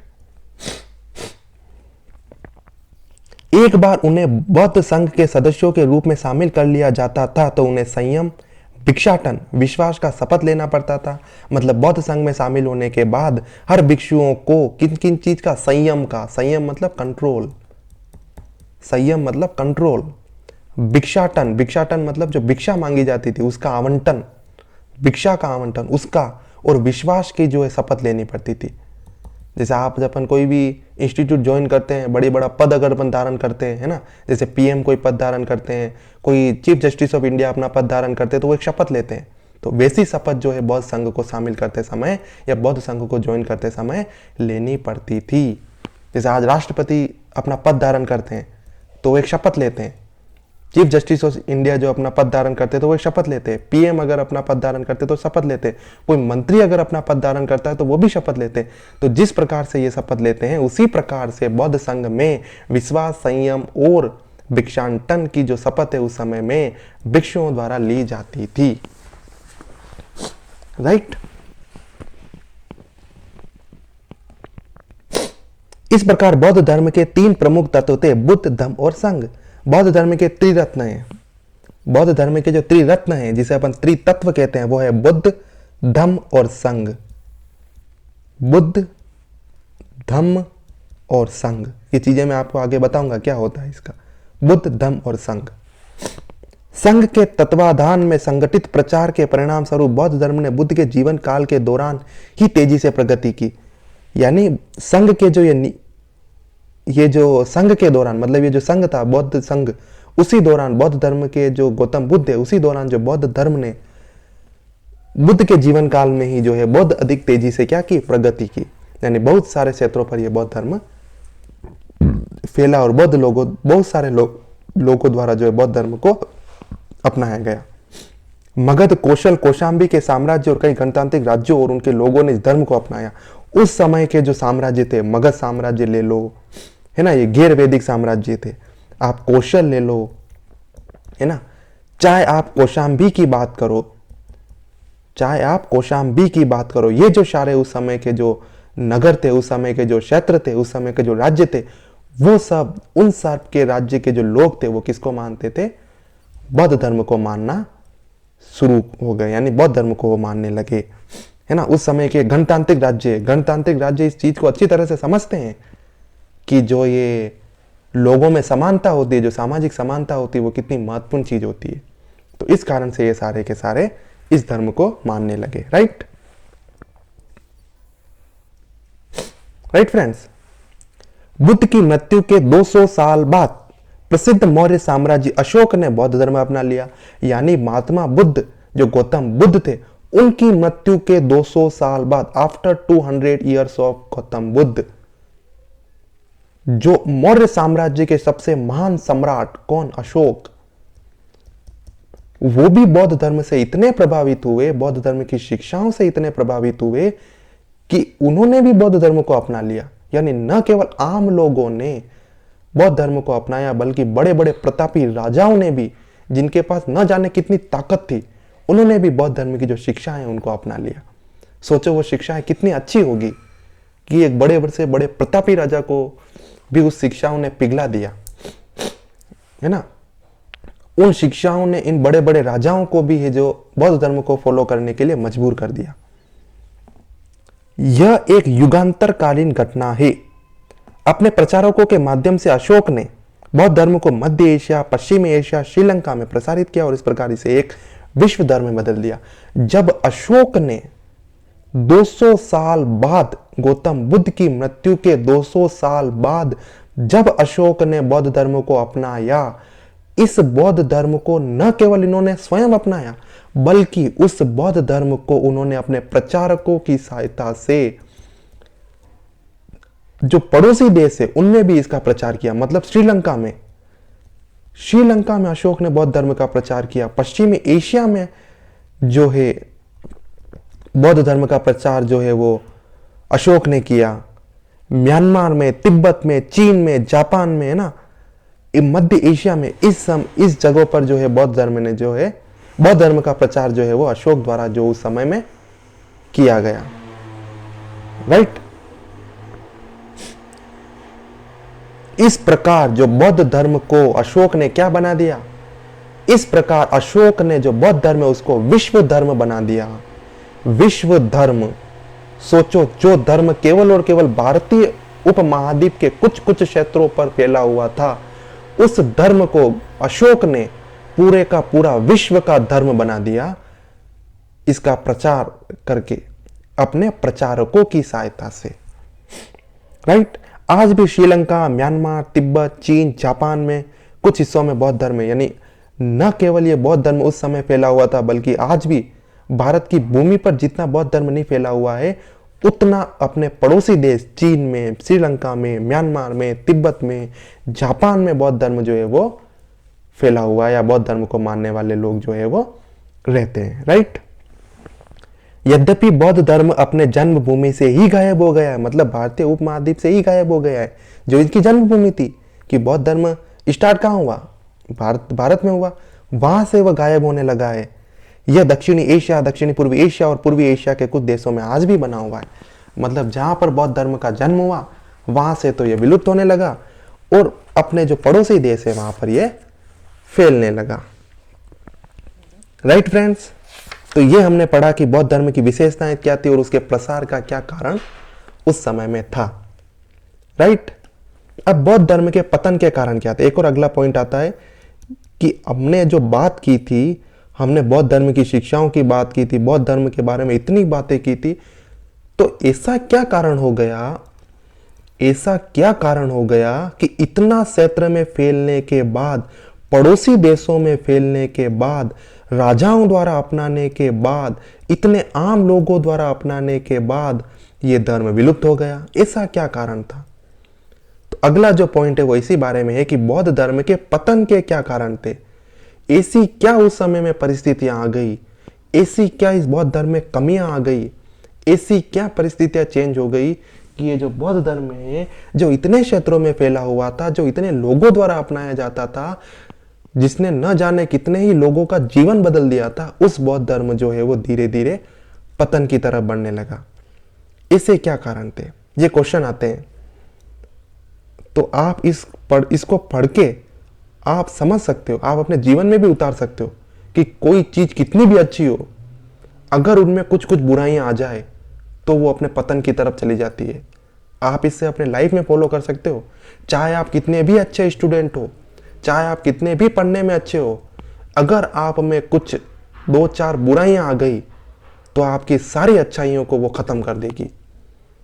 इसलिए कुछ भी लाइफ में बुराई नहीं आने देना है अपने को। इससे आप इससे सीख सकते हो, है ना। आप अगर पढ़ने में अच्छे हो तो और पढ़ो, बुराई मत आने दो, है ना, नहीं तो जो चीज है वो भी क्या हो जाएगी, नष्ट हो जाएगी। तो बौद्ध धर्म के पतन के कारणों से आप ये चीज सीख सकते हो। राइट। 12वीं शताब्दी तक बौद्ध धर्म भारत से लगभग विलुप्त हो गया। 12वीं शताब्दी मतलब 1100 समथिंग मतलब ईस्वी में, यानी कि अपन बात करें जब तुर्की शासक भी भारत में आ गए थे, उस समय में बौद्ध धर्म जो भारत से क्या हो गया, विलुप्त हो गया। 11वीं शताब्दी तक यह बंगाल और बिहार में परिवर्तित रूप में था, लेकिन उसके बाद बौद्ध धर्म लगभग पूरी तरह से भारत से गायब हो गया। यह कैसे हुआ, मतलब 12वीं शताब्दी में भारत से पूरी तरह से बौद्ध धर्म जो है विलुप्त हो गया, लेकिन 11वीं शताब्दी तक मतलब 1000 समथिंग ईस्वी में जो बौद्ध धर्म है वो पश्चिमी बंगाल और बिहार, पश्चिम बंगाल और बिहार में अपने परिवर्तित रूप मतलब जैसा शुरू शुरू में बौद्ध धर्म स्टार्ट हुआ था वैसा नहीं, उसका परिवर्तन रूप, मतलब उसमें कुछ लचीलापन आ गया, उसमें कुछ चेंज हो गए, है ना। वैसे जो परिवर्तित रूप है वो 1000 ईस्वी तक बंगाल में और बिहार में कुछ कुछ चलता रहा, और 1000 ईस्वी के बाद जब 1100 ईस्वी समथिंग आई, उसके बाद तो ये बौद्ध धर्म जो है वो बंगाल से भी और बिहार से भी विलुप्त हो गया, मतलब पूरी तरफ से विलुप्त हो गया। अब ऐसा क्यों हुआ, तो वो कारण इसमें दिया गया है। हम पाते हैं कि शुरुआत में प्रत्येक धर्म सुधार की भावना से प्रेरित होता है, लेकिन अंततः यह उसी रीति रिवाजों और समारोह का हिस्सा हो जाता है जिससे वह जूझ रहा होता है। मतलब इन्होंने बताया है कि हर जो नया धर्म होता है वो कुछ सुधार की भावना से प्रेरित होता है। सुधार की भावना से प्रेरित होने का तात्पर्य है हर जो नया धर्म होता है वो उस समय समाज में सुधार लाना चाहता है। तो बौद्ध धर्म भी जो है स्टार्टिंग में समाज में सुधार लाना चाहता था, है ना। लेकिन जैसे जैसे हम धीरे धीरे आगे बढ़ते गए वैसे वैसे हर धर्म क्या होता जाता है, उन्हीं रीति रिवाजों का जिनमें वह सुधार लाना चाहता है, उसी समारोह का वो हिस्सा बन जाता है जिसमें वो सुधार लाना चाहता है। मतलब शुरू में बौद्ध धर्म क्या था, सुधार लाना चाहता था। फिर बौद्ध धर्म में वो ही कुरीतियां आने लगी जो ब्राह्मणवादी धर्म में उस समय में थी, राइट। जैसे कि मैं आपको एक उदाहरण से समझाता हूं। जैसे बौद्ध धर्म शुरू में क्या चाहता था, बौद्ध धर्म में आपको एग्जांपल से बताता हूं। बौद्ध धर्म चाहता था कि महिलाओं के साथ क्या हो, समानता का भाव हो। बौद्ध धर्म शुरू में क्या चाहता था कि महिलाओं के साथ समानता का भाव किया, यानी भेदभाव नहीं किया जाए, समानता का भाव रखा जाए। लेकिन जैसे जैसे आगे बढ़ेंगे यही बुराइयां बौद्ध धर्म में भी आ गई कि वो भी महिलाओं के साथ भेदभाव करने लगे, वो भी महिलाओं के साथ जो गलत काम है वो करने लगे, यानी बौद्ध संघ में होने लगे। मतलब ऐसे उदाहरण अपने को मिलते हैं, है ना। तो ऐसे चीज होने लगी, मतलब जिन चीजों में वो सुधार चाहते हैं वही बुराइयां उनमें आ गई। तो इस कारण से जैसे कि बौद्ध धर्म, जैसे अपन आगे पढ़ेंगे, बौद्ध धर्म किसमें दो भागों में बढ़ गया, महायान और हीनयान। महायान और हीनयान। जबकि बौद्ध क्या कहते थे, महात्मा गौतम बुद्ध क्या कहते थे, सभी जन एक हैं, सभी पुरुष स्त्री सभी जाति सभी जो पंथ सारे लोग एक हैं। अगर सारे लोग एक हैं तो फिर ये महायान और हीनयान दो भागों में क्यों बढ़ गए, है ना। तो गौतम बुद्ध जब थे उस समय ये नहीं हुआ, ये तो बाद वाले सालों में हुआ। तो जैसे जैसे जब गौतम बुद्ध की मृत्यु हुई और जैसे जैसे समय आगे बढ़ता गया वैसे वैसे बौद्ध धर्म में ही वैसी ही बुराइयां आने लगी जैसी बुराइयों को वो खत्म करना चाहते थे, वो बुराइयां बौद्ध धर्म में आने लगी। इस कारण से जो है बौद्ध धर्म क्या हुआ, पतन की तरफ आगे बढ़ता गया। और ऐसे ही जो दूसरे धर्म होते हैं वो भी पतन की तरफ आगे बढ़ते जाते हैं। आप भी अगर किसी दूसरे के धर्म की बात करो, अगर आज कोई धर्म स्टार्ट होता है तो शुरू में वो सुधार के भावना से स्टार्ट होगा, लेकिन जैसे जैसे समय बढ़ता जाएगा वही बुराइयां, वही जो बुराइयां होती वो इस धर्म में क्या होते लगेगी, वो इस धर्म का पार्ट होने लगेगी। और वो धर्म धीरे धीरे मानव द्वारा क्या हो गया, यानी अपनाना छोड़ दिया जाएगा उन मानव द्वारा। तो ऐसा ये बौद्ध धर्म के साथ भी हुआ जिससे यह जूझ रहा होता है। बौद्ध धर्म में इसी प्रकार का बदलाव हुआ जो बौद्ध धर्म में भी है, यही चीजें होने लगी। यह ब्राह्मणवाद की बुराइयों का शिकार बन गया। उस समय जो ब्राह्मणवादी धर्म में बुराइयां थी वो बुराइयां धीरे धीरे बौद्ध धर्म की ओर आने लगी, जिसके विरुद्ध उसने शुरू में संघर्ष किया था। जिन बौद्ध ब्राह्मणवादी बुराइयों के प्रति बौद्ध धर्म ने संघर्ष किया था वही ब्राह्मणवादी बुराइयां जो है धीरे धीरे बौद्ध धर्म की ओर आने लगी, राइट। बौद्धों की चुनौती के अनुरूप ब्राह्मणों ने अपने धर्म में सुधार किया। अब क्या हुआ देखो, शुरू में बौद्ध धर्म ने क्या किया था, ब्राह्मणों को चुनौती दी थी। ब्राह्मणों को क्या चुनौती दी थी, शुरू में जो बौद्ध धर्म के जो संस्थापक थे और जो बौद्ध धर्म को मानने वाले थे उन्होंने क्या किया, ब्राह्मणों को चुनौती दी कि ब्राह्मण धर्म जो धर्म है उसमें बहुत सारी बुराइयां हैं, है ना। तो जब ब्राह्मणों को लगा कि वास्तव में ये बुराइयां हैं अपने अंदर, यानी ब्राह्मणवादी धर्म में जब ब्राह्मणों को ये लगा कि वास्तव में हमारे ब्राह्मणवादी धर्म में ये बुराइयां हैं, तो ब्राह्मणों ने क्या किया, अपने जो ब्राह्मणवादी धर्म है उसमें उन बुराइयों को क्या करना शुरू कर दिया, हटाना शुरू कर दिया। यानी उन्होंने भी अपने धर्म को और अच्छा बनाना शुरू कर दिया। जब ब्राह्मणवादी धर्म में भी सुधार होने लगा तो लोगों ने फिर ब्राह्मणवादी धर्म की ओर भी अपनाना शुरू कर दिया, यानी ब्राह्मणवादी धर्म को भी फिर वो अपनाना शुरू हो गए जब उन्हें यह पता चला कि अब ब्राह्मणवादी धर्म में भी सुधार होने लगा है। और वही सुधार जो बौद्ध धर्म में है वो सुधार ब्राह्मणवादी धर्म में भी होने लगे। जो शिक्षा बौद्ध धर्म देता है वो शिक्षा ब्राह्मणवादी धर्म में भी देने लगा है। तो धीरे धीरे जो है इन बौद्धों के विरोध के कारण ब्राह्मणवादी लोगों ने भी अपने धर्म में क्या करना शुरू कर दिया, सुधार करना शुरू कर दिया, है ना। उन्होंने पशुधन की रक्षा की आवश्यकता पर बल दिया। मतलब ब्राह्मणवादी धर्मों ने जो पहले पशु बलि को, ब्राह्मणवादी धर्म में पहले क्या माना जाता था, पशु बलि को, यानी उसका स्थान था ब्राह्मणवादी धर्म में। जब ये ब्राह्मणवादी धर्म में जो यज्ञ किया करते थे, अनुष्ठान किया करते थे बड़े बड़े, है ना, ब्राह्मणवादी धर्म ही तो कहता है क्षत्रियों को कि आपको अगर अच्छा पुत्र चाहिए तो आप ये अनुष्ठान करो, आप ये यज्ञ करो। अगर आपको किसी युद्ध में जीत चाहिए तो ब्राह्मणवादी धर्म उस समय में कहता था कि आप उस जीत के लिए यज्ञ करो। आपको अगर किसी युद्ध में विजेता बनना है तो आपको ये यज्ञ करना चाहिए। मतलब ये ब्राह्मणवादी धर्म जो उस समय यज्ञ करने की बात करता था और उन यज्ञ में वो पशु बलि को क्या करता था, प्रोत्साहित करता था। तो धीरे धीरे जब ब्राह्मणवादी धर्म को, ब्राह्मणों को ये पता चला कि हमारे अंदर ये बुराइयां हैं, तो उन्होंने धीरे धीरे इन बुराइयों को क्या कर दिया, खत्म कर दिया। उन्होंने क्या कर दिया, पशु बलि की निंदा करने लगे। वो अब पशुओं का संरक्षण करने की बात करने लगे ब्राह्मणवादी धर्म। तो इससे आप अपनी लाइफ में सीख सकते हो, अगर आपके अंदर कुछ बुराइयां हैं तो आप उन बुराइयों को खत्म करके आप भी अच्छा इंसान बन सकते हो, है ना। समय के साथ आप उन बुराइयों को खत्म करके आप भी एक अच्छा इंसान बन सकते हो।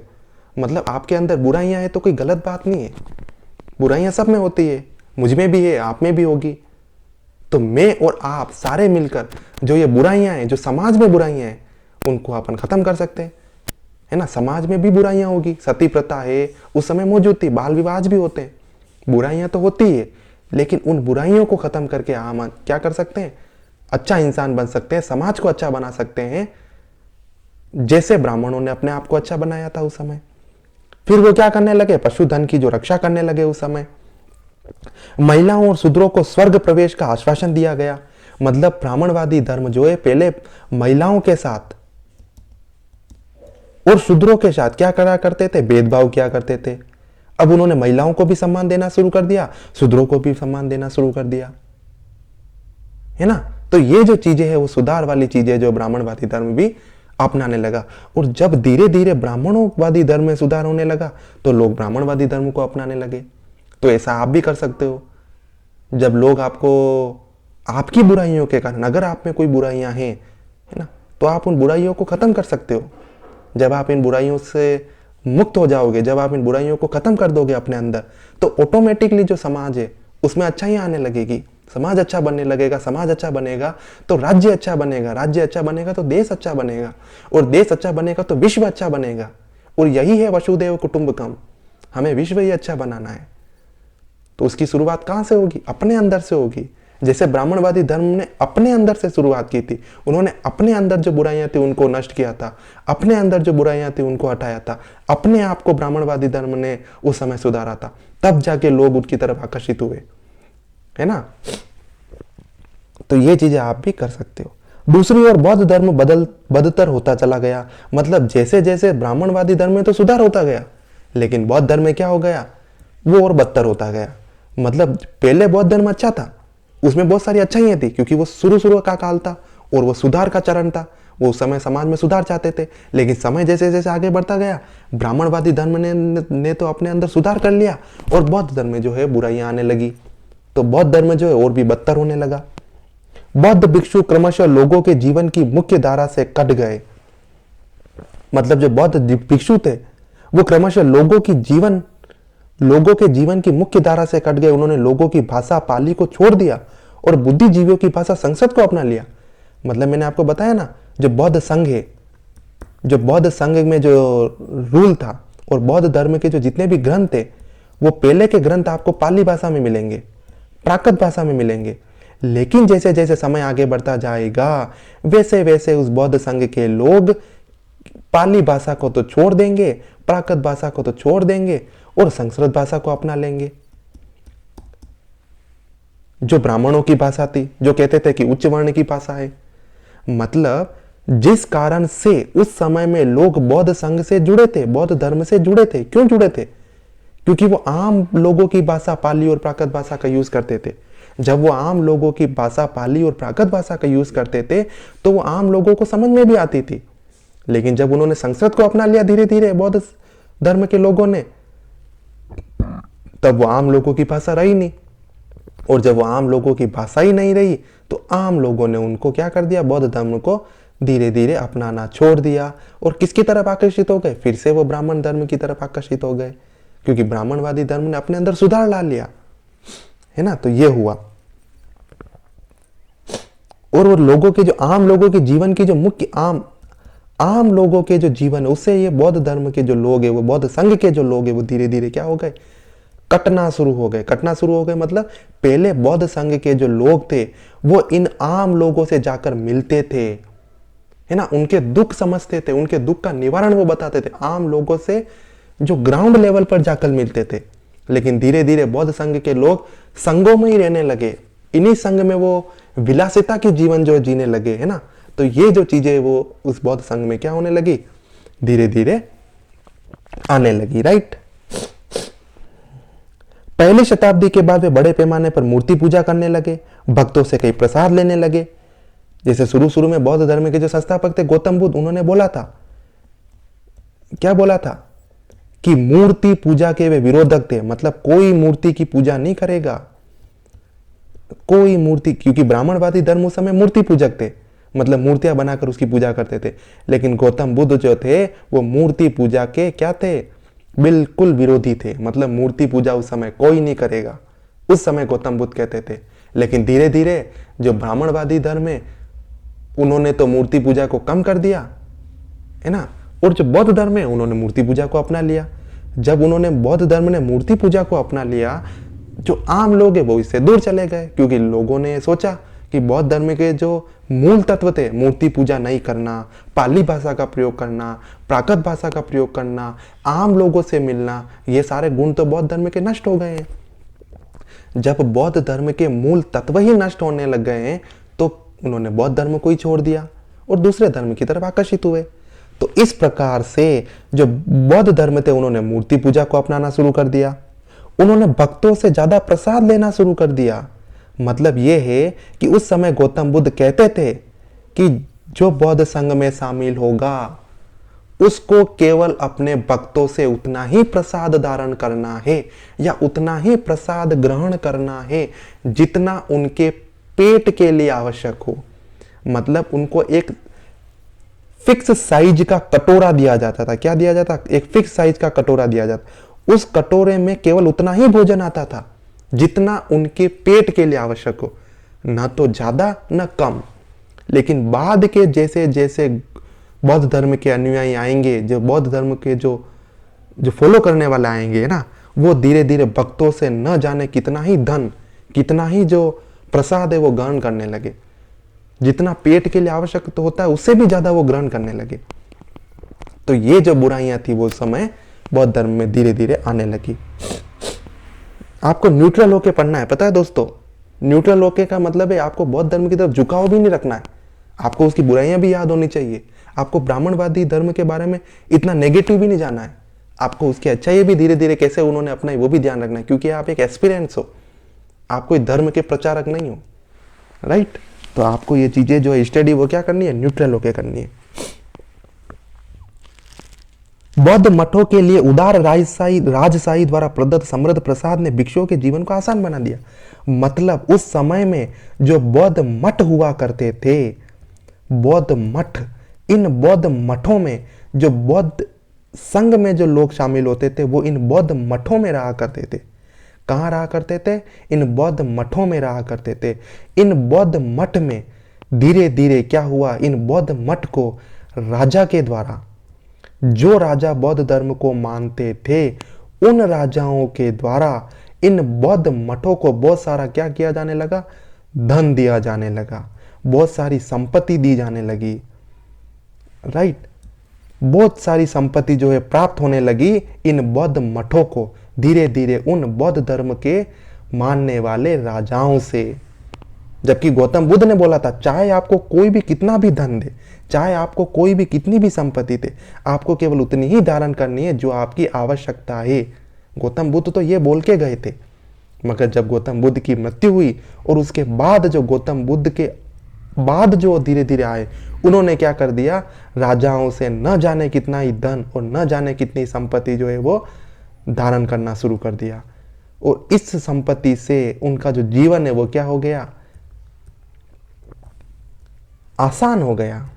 आसान होने का मतलब है जीवन आसान तो होना चाहिए, वो नहीं। आसान होने का मतलब है लग्जरियस लाइफ होने लगी। क्या होने लगी, लग्जरियस लाइफ। उनकी लग्जरियस लाइफ होने लगी। और लोग जो है वो बौद्ध संघ में शामिल होने के लिए उतारू होने लगे। क्यों शामिल होने के लिए उतारू होने लगे, सोचो। पहले बौद्ध संघ में लोग शामिल होना चाहते थे, उसका कारण अलग था। अब लोग बौद्ध संघ में शामिल होना चाहते हैं, उसका कारण अलग है, राइट। जब गौतम बुद्ध थे ना, उस समय लोग बौद्ध संघ में शामिल क्यों होना चाहते थे, क्योंकि वो बौद्ध संघ के प्रति आकर्षित हुए थे। उनको गौतम बुद्ध की शिक्षाएं अच्छी लगी थी। वो गौतम जो बौद्ध संघ है उसके नियम उनको अच्छे लगे थे, इसलिए वो बौद्ध संघ में शामिल होना चाहते थे। तो पहले ये कारण था। लेकिन अब बाद में जब सदियां बीत गई, उसके बाद में लोग बौद्ध संघ में क्यों शामिल होना चाहते थे, उसका कारण अलग है। क्योंकि वो विलासिता के जीवन जीना चाहते हैं, क्योंकि वो विलासिता का जीवन जीना चाहते थे, इसलिए वो धीरे धीरे बौद्ध संघ में शामिल होने लगे। मतलब ये बौद्ध संघ में शामिल होने का कारण जो है परिवर्तन हो गया है, वो बदल गया है। तो क्यों बदल गया है, क्योंकि वो उनको धन और संपत्ति प्राप्त होने लगे इन राजाओं से, उनका जीवन बन गया है आसान। तो इस कारण से जो है बौद्ध धर्म में धीरे धीरे क्या आने लगी, बुराई आने लगी। नालंदा जैसे कुछ मठों ने 200 से अधिक गांवों से राजस्व एकत्र किया। यहां पर एक मठ का एग्जाम्पल दिया है, एक नालंदा का मठ है, एक नालंदा का मठ है। उस मठ को 200 गांवों का, यानी 200 गांवों से वो टैक्स कलेक्ट कर सकते थे। उस समय के ये मठ के बौद्ध संघ के लोग राजस्व एकत्र किया करते थे उन 200 गांवों का, उस नालंदा मठ के जो बौद्ध धर्म के अनुयायी थे उस समय में। तो सोचो कितना धन होता होगा उस 200 गांवों से प्राप्त होने वाला धन, है ना। और यही धन आगे जाकर देखना आप, जब तुर्की आक्रमण होंगे तब ये बौद्ध मठों को क्यों नष्ट करेंगे, जो नालंदा विश्वविद्यालय उनको क्यों नष्ट करेंगे। वो धन के कारण इन मठों में इतना धन इकट्ठा हो गया था, इतनी संपत्ति इकट्ठी हो गई थी, उसी संपत्ति के प्रति आकर्षित होंगे जो तुर्की जो आक्रमणकारी होंगे वो। तो इसी कारण से ये मठ जो है धीरे धीरे क्या होंगे, आक्रमण का शिकार बनेंगे। तो वो क्या था, धन और संपत्ति थी। गौतम बुद्ध ने तो पहले ही बोला था कि जो दुख का कारण है वो क्या है, धन, संपत्ति, लालच, मोह, इच्छा है। यही कारण बना था उनके पतन का। तो ये जो कारण है वो यहां पर बताए गए। 7वीं शताब्दी तक, मतलब 600 समथिंग ईस्वी तक बौद्ध मठों में आराम पसंद लोगों का वर्चस्व बढ़ा। मैंने बताया ना अभी, बाद में लोग बौद्ध मठों में क्यों शामिल होने लगे, विलासितापूर्ण जीवन जीने के लिए। मतलब आराम पसंद को जो लोग थे, यानी जिनको आराम पसंद था, वो लोग जो है वो बौद्ध मठों में बढ़ने लगे। वे गौतम बुद्ध द्वारा प्रतिबंधित भ्रष्ट प्रथाओं के केंद्र बन गए। मतलब जो गौतम बुद्ध जिन प्रथाओं को पसंद नहीं करते थे, जिन प्रथाओं के प्रति विरोधी थे गौतम बुद्ध, वो प्रथाएं जो है अब इन मठों द्वारा अपनाई जाने लगी, है ना। जिन प्रथाओं को गौतम बुद्ध जो थे विरोधी थे, जिन प्रथाओं के प्रति, वो प्रथाएं, वो जो रूप है, नया रूप, वो जो है वो जो प्रथाएं प्रतिबंधित थी, है ना। बौद्ध मठों में जो प्रथाएं प्रतिबंधित थी, गौतम बुद्ध ने बोला था कि इन बौद्ध मठों में, इन बौद्ध संघों में ये चीज तो जो संघ के लोग हैं उनको करनी नहीं है ना। फिर भी वो लोग आने वाले समय में ये चीजें करने लगे, राइट। तो बौद्ध धर्म का नया रूप वज्रमान के रूप में सामने आया।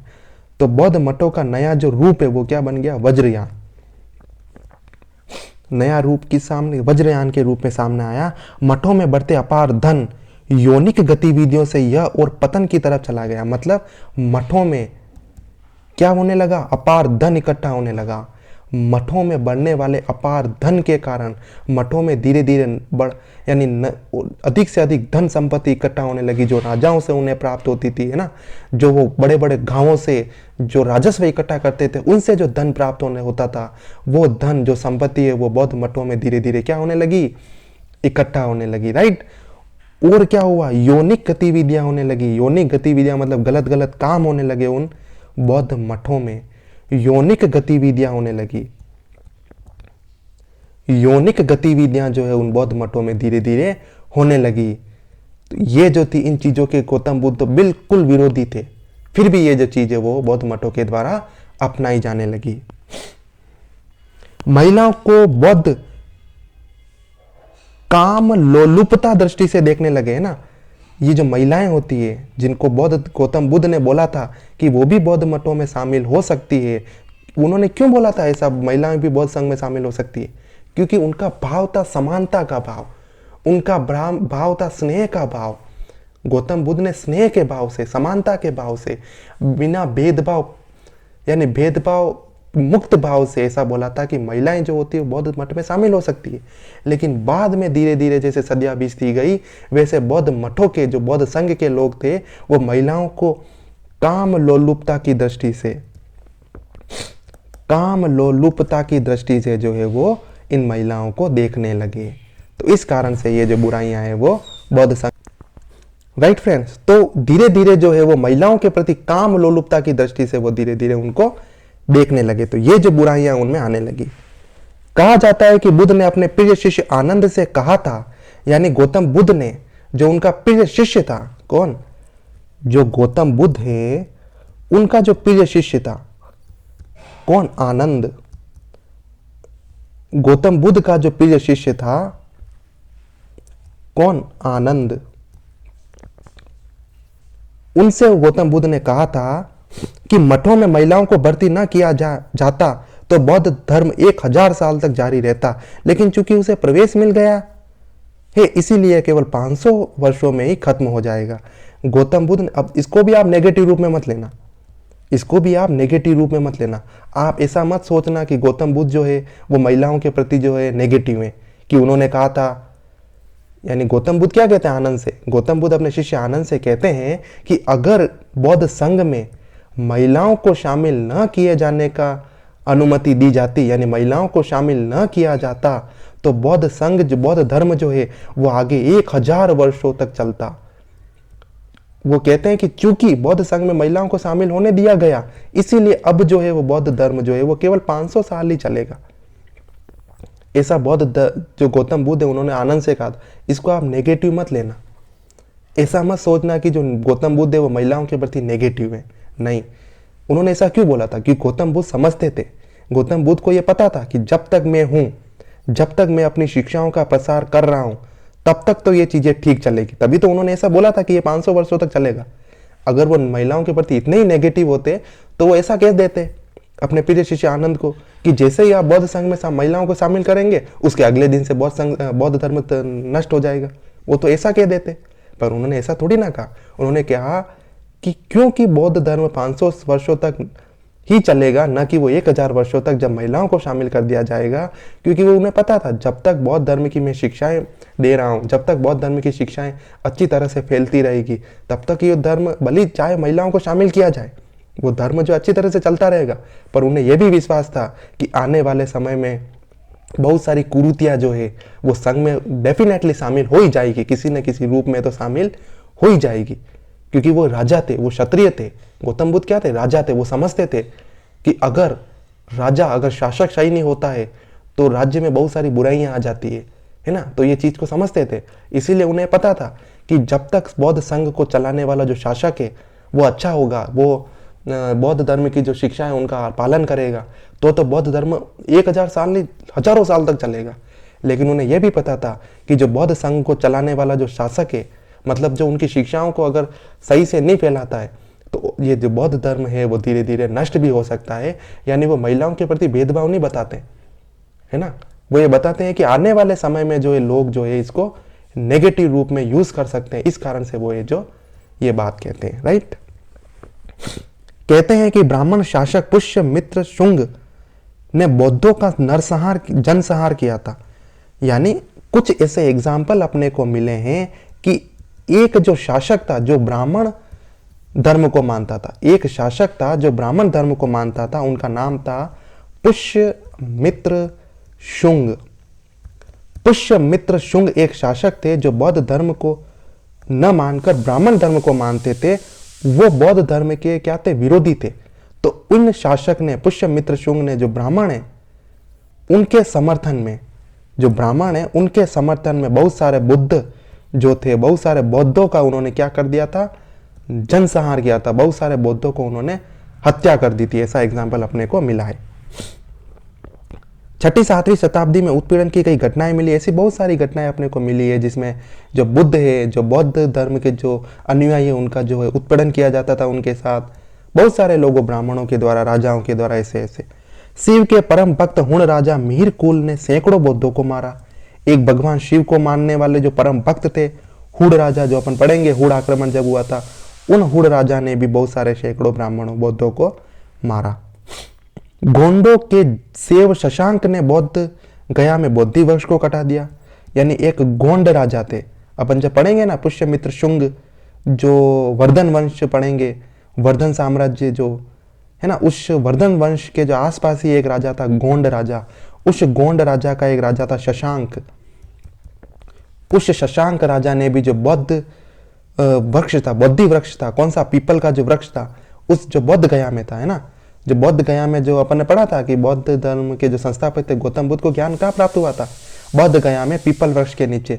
तो उस बौद्धि वृक्ष को भी शशांक राजा ने कटवा दिया था। मतलब उस समय में बौद्धों का कितना विरोध होता था। यहाँ पर कुछ एग्जाम्पल जो है वो हमें मिलते हैं। जहां बुद्ध ने आत्मज्ञान प्राप्त किया था, मतलब यहाँ बौद्ध गया में बौद्धि वृक्ष के नीचे। वेनसोन बताते हैं कि 1600 स्तूप तथा मठों को नष्ट कर दिया गया था। मतलब 1600 से ज्यादा स्तूपों को, स्तूप क्या होते हैं, जो बौद्ध धर्म के एक बौद्ध धर्म को संबोधित करने के लिए स्तूप बनाए जाते हैं इससे। तो इन स्तूपों की 1600 स्तूपों को, लगभग 1600 स्तूपों को नष्ट कर दिया गया। जो मठ होते हैं, जो बौद्ध संघ से रिलेटेड जो मठ है, उनको भी, बौद्ध मठों को भी तोड़ दिया गया। तो ऐसे न जाने कितने ही एग्जाम्पल अपने को मिलते हैं जिनमें बौद्ध धर्म का जो है वो विरोध उस समय में किया गया था। और हजारों भिक्षुओं तथा अनुयायियों की हत्या कर दी गई। ये सब बिना किसी तथ्य के नहीं हो सकते। मतलब ये जो सारे तथ्य हैं ये बताते हैं कि हमें बहुत सारे भिक्षुओं की जो हत्या कर दी गई थी, बहुत सारे बौद्ध धर्म को मानने वाले अनुयायी जो हैं जो उनकी हत्या कर दी गई, ऐसे एग्जाम्पल अपने को, ऐसे तथ्य अपने को मिलते हैं। बौद्ध प्रक्रियाएं को बौद्ध मंदिरों में देखा जा सकता है जिसमें बौद्ध ब्राह्मणवादी हिंदू देवी देवताओं के ऊपर वर्चस्व करते दिखाया गया है। मतलब बौद्ध प्रतिक्रियाओं को, मतलब जब ये क्या कह रहे हैं, जब ब्राह्मणवादी धर्म ने इन बौद्धों का क्या किया, विरोध किया। जब ब्राह्मणवादी धर्म ने इन बौद्ध धर्म का जब विरोध किया, उस समय जो बौद्ध थे उन्होंने इस विरोध की क्या की, प्रतिक्रिया दी। मतलब रिप्लाई किया। क्या किया, रिप्लाई किया। इस जो विरोध है उसकी प्रतिक्रिया दी इन बौद्धों ने। ब्राह्मणों के जो विरोध था उसके प्रतिक्रिया में, उसके रिप्लाई के रूप में जब बौद्धों ने ब्राह्मणों का भी विरोध किया, तो ऐसे जो तथ्य हैं, ऐसे जो साक्ष्य हैं, इस प्रतिक्रिया के, इस रिप्लाई जो विरोध था उसके जो रिप्लाई विरोध के जो तथ्य हैं, इसके जो साक्ष्य हैं, वो हमें बौद्ध की जो मूर्तियां हैं, बौद्ध की जो मूर्तियां हैं, जो बौद्ध धर्म की जो मूर्तियां हैं, उनमें अपने को मिले हैं। क्या हुए, मिले। कैसे मिले हैं, देखो, बौद्ध धर्म के द्वारा ऐसे बौद्ध मंदिरों में ऐसी न जाने कितनी ही मूर्तियां रखी गई है, जिन मूर्तियों में बौद्धों द्वारा जो हिंदू देवी देवता हैं, है ना, जो हिंदू देवी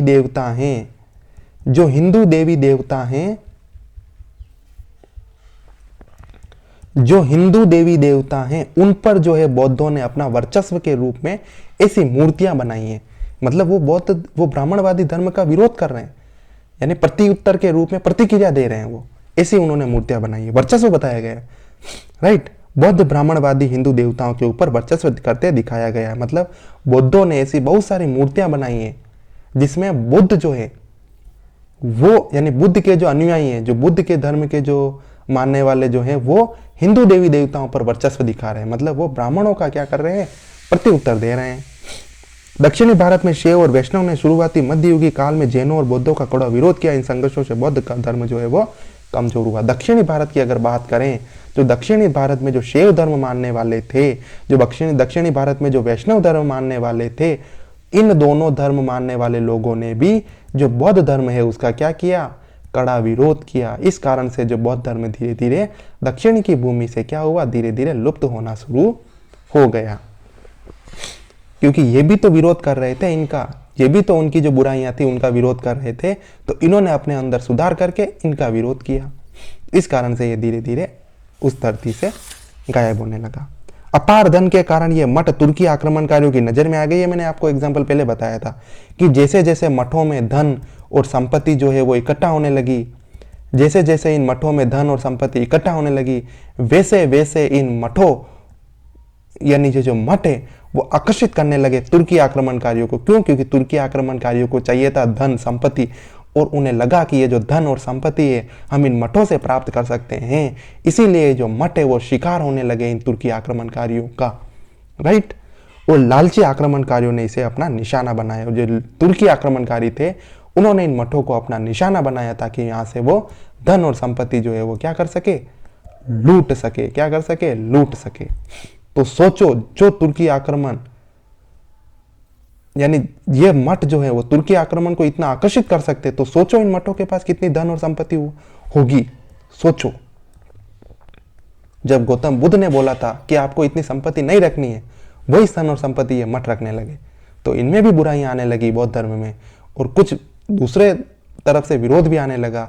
इस कारण से जो बौद्ध धर्म जो वो पतन की तरफ आगे बढ़ा। तुर्कों ने बिहार में बड़ी संख्या में बौद्ध भिक्षुओं की हत्या की। हालांकि कुछ भिक्षु नेपाल और तिब्बत भागने में कामयाब रहे। हर हाल में 12वीं शताब्दी तक बौद्ध धर्म वास्तव में अपनी जन्मभूमि से गायब हो गया। मतलब जब तुर्की आक्रमणकारी आए थे, उन्होंने बहुत सारे जो बौद्ध धर्म को मानने वाले अनुयायी थे उनकी उन्होंने हत्या कर दी। इस हत्या करने से कुछ बौद्ध धर्म को मानने वाले जो अनुयायी थे वो तिब्बत की तरफ तथा नेपाल की तरफ भाग गए, और कुछ जो बौद्ध धर्म थे को मानने वाले अनुयायी थे उनकी इन तुर्की आक्रमणकारियों ने हत्या कर दी। इस कारण से लगभग जो 12वीं शताब्दी है यानी 1100 समथिंग जो है, उस समय तक लगभग जो बौद्ध धर्म है वो भारतीय उपमहाद्वीप से पूरी तरह से क्या हो गया, खत्म हो गया, पूरी तरह से खत्म हो गया। तो इस प्रकार जो है वो बौद्ध धर्म का पतन इस धरती से हो गया, राइट। समझे फ्रेंड्स? तो इस वीडियो में हमने पढ़ा कि जो बौद्ध धर्म के पतन के क्या कारण थे, और इससे पहले हमने पढ़ा कि बौद्ध धर्म की विशेषता और उसके प्रसार का क्या कारण था, राइट फ्रेंड्स। तो इससे अगले वाली वीडियो में हम आगे वाले जो पार्ट है बौद्ध धर्म के महत्व और प्रभाव के बारे में हम आगे पढ़ेंगे। ओके फ्रेंड्स, तो मिलते हैं नेक्स्ट वीडियो में।